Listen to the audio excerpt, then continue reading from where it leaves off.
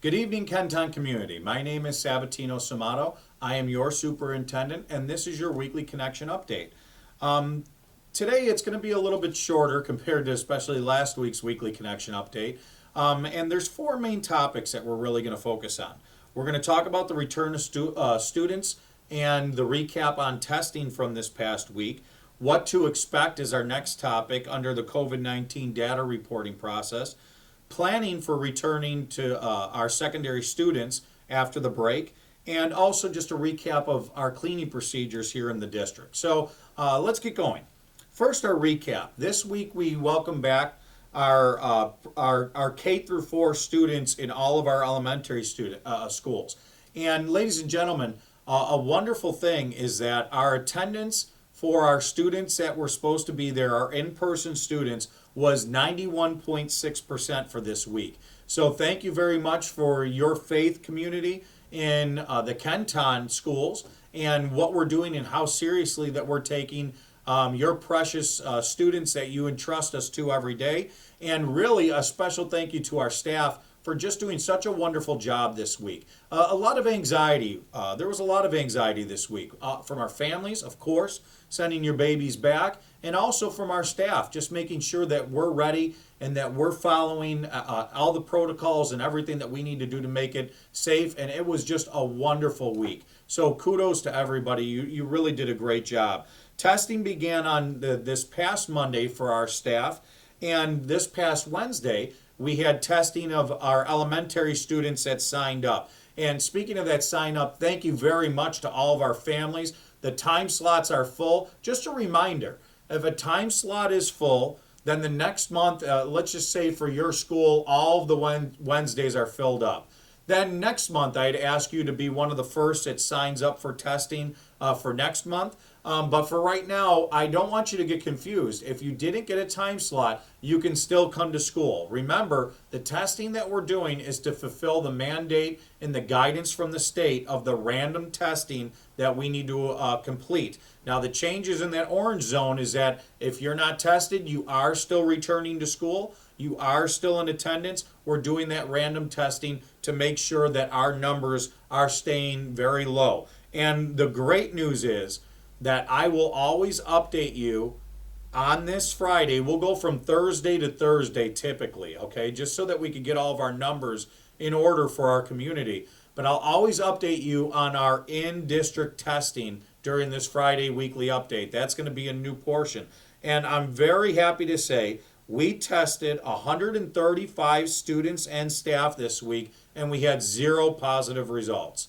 So that is a wonderful, wonderful, it really is honestly a tribute to our families and to our staff, our community, for really doing all the things that we've been talking about for weeks and coming together and doing those things to make sure that we could come back to school safely. It really is indicative of what's going on in our community to try and be safe, maintaining social distancing, and we're not bringing anything into the schools. Just to reiterate here, folks, remember, our testing is done to meet the objective of the requirement set forth by the governor's office. We are not your testing facility. If you're symptomatic or you're feeling like you need to get a test or you want to get a test before the holidays, for neither for our staff or our students. Those types of tests, I'm going to ask you to make sure you still see your primary care physician. You contact the Erie County Department of Health. Our school is not a medical facility, and no one should ever be in our schools if they're symptomatic or even questioning if they have COVID. Work with your primary care physician. That's how we keep our schools safe. Transitioning to our secondary, when we that week right before we come back, the week right after Christmas is that week right before we return. We will do a weekly update that week, and I'll give you from A to Z again. We'll go over that secondary testing requirements, those secondary testing requirements. But just to reiterate, secondary right now, the plan is that we will be randomly selecting the students, and then we will call them down during the week. We only have anywhere from 6 to 13 tests that may be happening in any given day in a secondary setting. So that looks like it's doable, but if we continue to learn more over the next week, we may tweak that a little bit. We're always looking to improve it. So stay tuned and we'll hit more on that testing right before we come back from the break. So now just to talk a little bit also about COVID. Our second topic was what to expect in COVID data reporting. So folks, I want to make sure everyone's clear. There's two different types of reporting that are going on right now in our community. One is our school reporting. Now, the schools do report to the state any positives that we've been made aware of. But when the state set that guidance for our random testing, the amount of tests that we have to do per week in an orange zone, how we report it, getting our LSL, all that should sound familiar. And they gave us that number 9. That number 9 refers to the testing that we do in the schools. I just want to make sure everyone is clear about that. So far we've had 0 positive results from any of our schools. So that's good. We are definitely under that number 9 for right now. The testing that goes on in the public, that's a different type of testing. It is reported when we're made aware of it, and we are always made aware of it from Erie County Department of Health. But those are two different buckets, and I hope that everybody realizes that. So it's very important also that you understand how we're going to report that to you. Now, when we come back from the break, we've been sending you community letters when we find out from Erie County Department of Health of a positive result. I'm not talking about the ones that we're doing in the schools. I'm talking ones that are done at primary care physicians, other health facilities by the Erie County Department of Health. We make you aware of that through a letter. And I really don't want our public always inundated, our community always inundated with different forms of communication and different letters. So we're going to actually house those on our website, and you're going to get, as community, if you go to a certain school and we have a confirmed case from Erie County Department of Health, something outside of our school, but impacting our school in one way, shape, or form, we'll send you communication to go onto that website and look, just so that you're not inundated with these really long emails and all these different correspondence, because it is tough on families. We realize that. So as we continue to go through, we're always going to try and be smarter and make sure that the communication is really clear for our families. So our testing that we do in schools, we'll always update you also with those letters, because if we got a positive, you would get one of those communications to check the website for the letter, but we'll also update you on those numbers weekly here through this weekly connection. So I hope that demystifies that a little bit. Just to reiterate, we are not medical facilities. If you are symptomatic or you're questioning, you should really set up something with your primary care physician. Do not work and do not use our schools for that. I'm asking for help with that. We want to make sure that we do not have spread in our schools, and our schools are doing random testing to make sure that we're fulfilling the guidance. Our next section, our next part of the update is our secondary update. And we know our secondary, our 5 through 12 students are coming back right after the break. So I just want to hit a few highlights to make sure we're all on the same page. I know that our families have really been, speaking of inundated with information, they've really been inundated with information about coming back for secondary, from the testing to the program, what to expect, and all of that is up on our website. You've received shout points. And our secondary plan is really our instructional plan. We've really had out there since August, and it really hasn't changed. But I just want to hit some of the high level points. So remember, our Group A students for all of our grade levels are always Monday, Tuesday. Our Group B students are always Thursday, Friday, and that also pertains to secondary. So our Group A secondary, when you come back, you'll be our first ones back. And then Group B won't start until that Thursday, January 7th. And Group B, you'll attend Thursday, Friday. Now, there's some groups that attend 4 days in the 5 through 12 setting. Some of our special classes, some of our beginning or entering and emerging ENL students, and then our big picture students. And those students and families have all been notified. But in the main, our secondary is just like our elementary, where we have our Group A's, on Monday, Tuesday, and our Group Bs on Thursday, Friday. So I really hope that that brings us back around to what that secondary schedule looks like.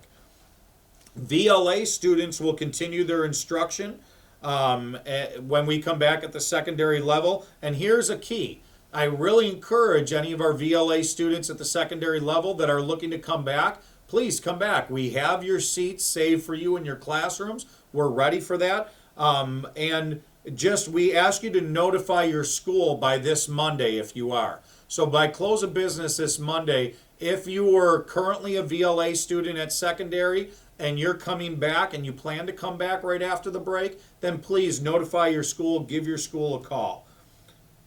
Information remaining about virtual, since we brought up VLA, we're going to get that out by mid-January. So I know families have been asking about that, and we will have any information for those current VLA families that did want to continue. We'll get that information out by mid-January. I don't want to get it out too early, folks, because things are constantly changing with guidance, and I want to make sure that we're up to date. So, but please be patient. We will be getting that out by mid-January.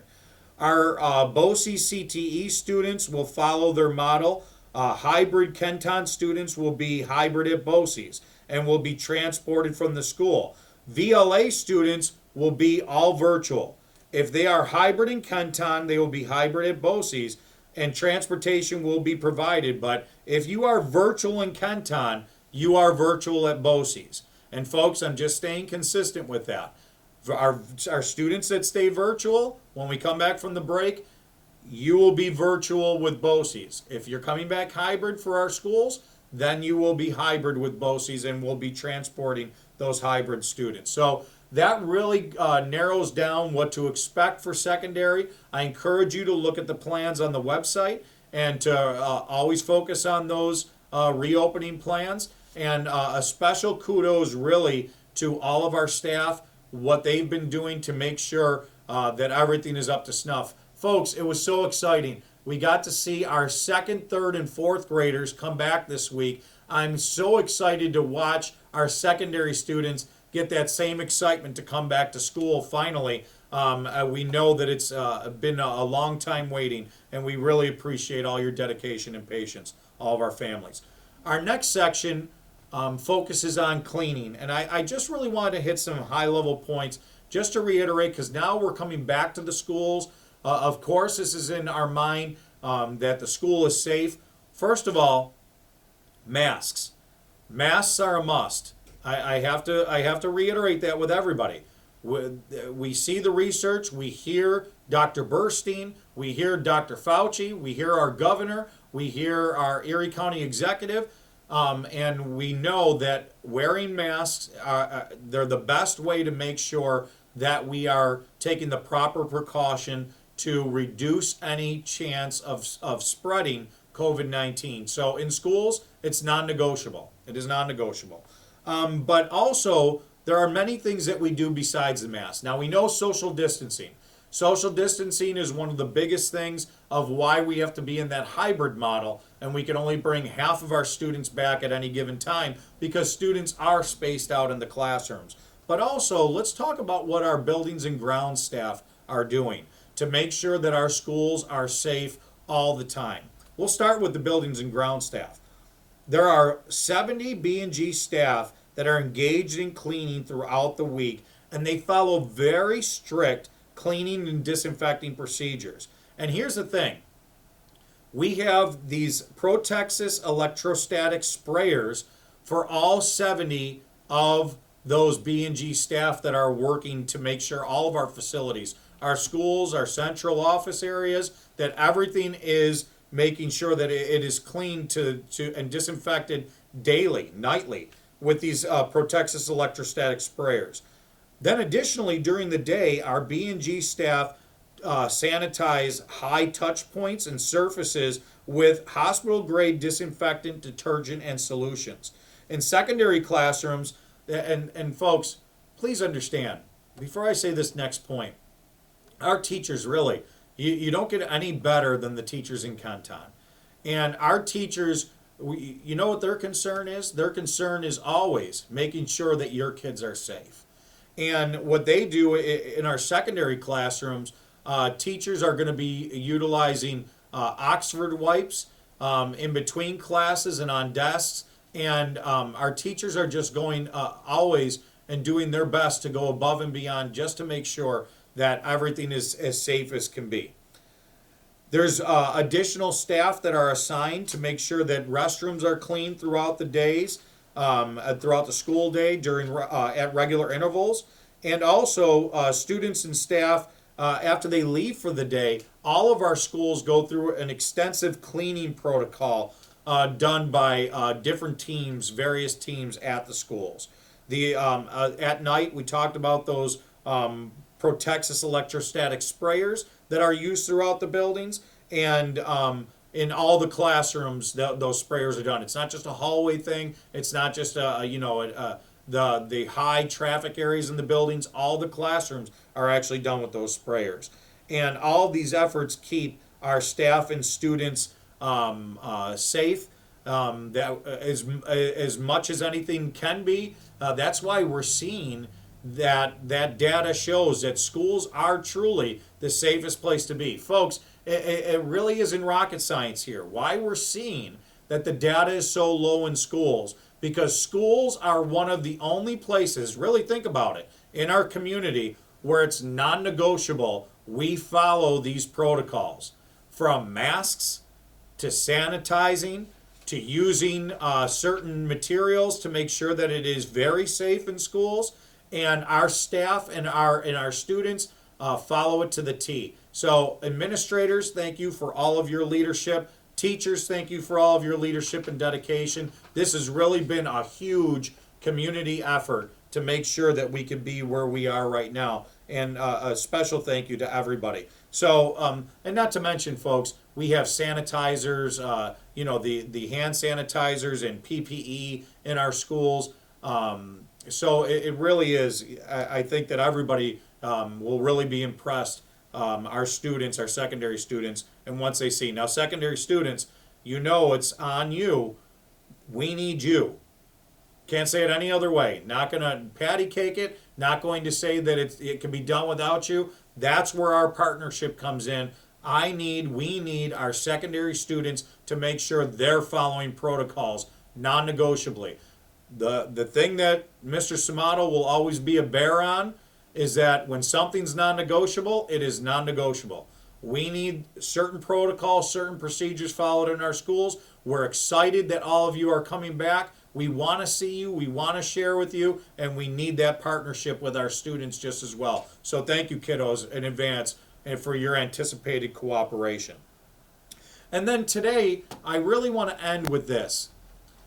In Kenton, we talk about our staff all the time. And certain staff that I want to recognize today are our nurses. Folks, we have a nursing staff. And I know I always say about people being second to none. And really, that's what makes Kenton so unique. We have so many different departments that are just second to none. And our nursing staff are second to none. Let me tell you about just this week what they've been doing. Our nurses, we have 22 school nurses, including our nurses that work in the district but might be at some non-public schools. Of those 22, 20 of them are RNs or registered nurses. 2 of them are licensed practical nurses or LPNs. And they're led by our phenomenal medical director, Deb Carey. And Deb Carey and our nursing staff, every time I see them, they have just been so on the ball, at the forefront of making sure that everything is done to the T when it comes to our staffing, it comes to our testing, I should say, and they really should be commended. So when you ever see a nurse, if you're going to the testing sites, really just say thank you to them, because they helped us plan this reopening.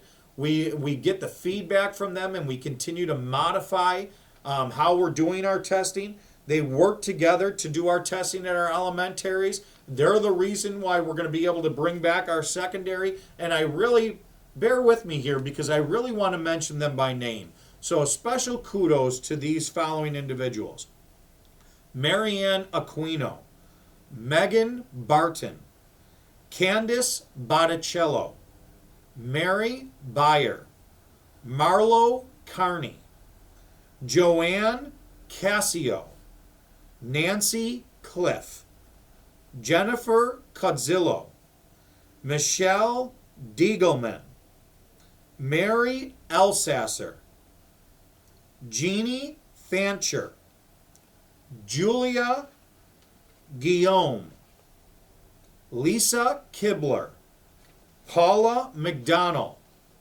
Julie Miller, Kathy Nels, Jennifer Peters, Shauna Pryor, Sharon Scholes, Adele Turek, Roseanne Urbanski, Jennifer Van Schoonhoven, and Diane Weil. These folks, ladies and gentlemen, have just been unbelievable. And nurses, thank you so much. And really, a special thank you for always having a smile on your face. In Kenton, all of our staff, no matter what type of trials and tribulations that we go through as a community, our staff are always smiling. They're always happy to see our kids. Our nurses are always loving to see our little ones this week. And it's just the Kenton way. So thank you, nurses. You have been the leaders for us this week, and we really appreciate all of your hard work. Thank you, Deb Carey, for everything that you've done for our district. And so, folks, that brings us to the end of the update this week. Next week, we will not have a weekly connection update. It's a short week. Everyone enjoy your families. The week after, on the week off, we will make sure that we do have a weekly connection that week. We will send it out probably on, I would imagine, Wednesday or Thursday. I'm going to see how we can get that done. And it will focus a lot on secondary coming back, just to reiterate more if there's any changes that we have to share with you.